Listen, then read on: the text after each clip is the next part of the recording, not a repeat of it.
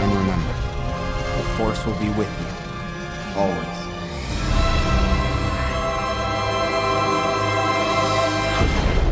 Now that is some great Star Wars. But why? If you've been following my channel, you know I've made tons of videos about the Clone Wars and why I think it's such a great anthology Star Wars series. But I haven't made a single video on its younger brother, Star Wars Rebels. Rebels was a show that was hit with loads of criticism during its run. However, once the series ended, it started to gain appreciation. And now that it appears Ezra Bridger will play a key role in the upcoming Ahsoka series, I want to do my part in spreading the brilliance of Star Wars Rebels. And today I will be doing so by talking about the ending and, more specifically, Ezra's Sacrifice.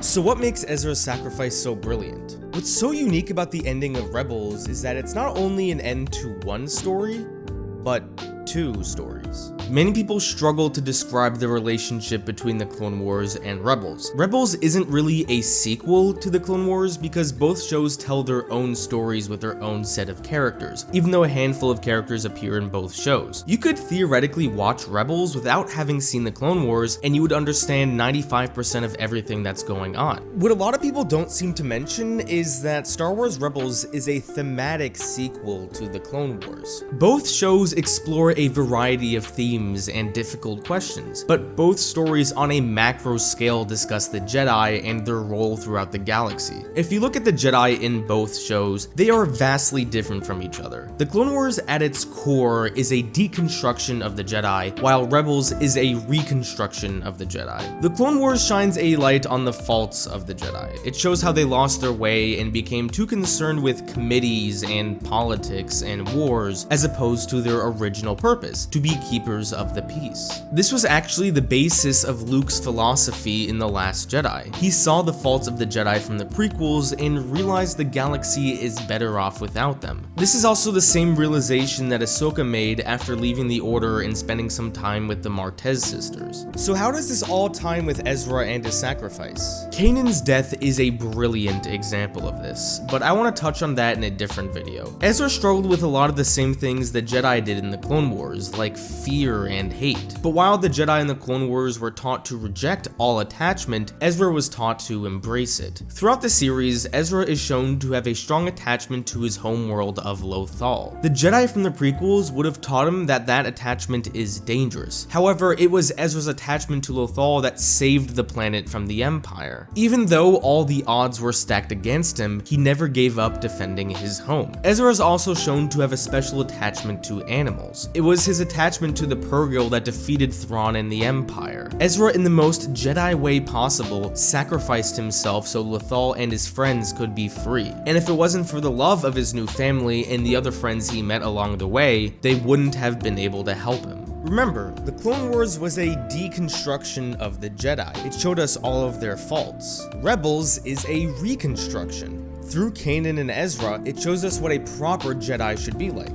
The Jedi from the prequels warned Anakin about the dangers of attachment, but Star Wars Rebels taught us the importance of attachment. Now, while Star Wars Rebels has proven that it's a thematic sequel to the Clone Wars, it still needs to function as its own story. For a story like Star Wars, there needs to be a meaningful resolution.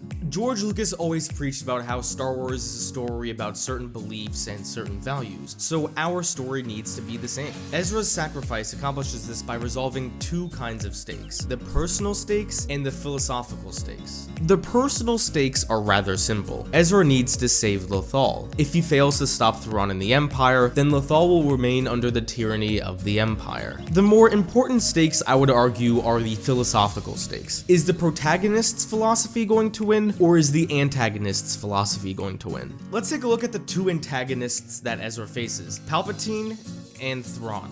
During his confrontation with Palpatine, the power of love and family is at stake. Ezra is given an option to return to his parents, thus opening the world between worlds to Palpatine. Palpatine is hoping that Ezra's love for his parents will be his downfall. If Ezra opens the portal, then he is proving to Palpatine that love and family is indeed a weakness. However, Ezra wins the philosophical fight because it's his love for his new family that allows him to reject Palpatine. Ezra loves his parents, but he knows knows they will always be with him, even in death. In this moment, love and family were proven to be a strength, and thus Ezra was able to win the philosophical battle with Palpatine. His philosophical battle with Thrawn is just as important. Thrawn is the antithesis of Ezra. Ezra is someone who values love and compassion. Sometimes love is enough to save the day. Thrawn is someone who values logic and reason. Thrawn believes that every person can be studied and predicted, that every situation and outcome can be predicted through logical analysis, that one powerful force under one control will top a group ruled by many.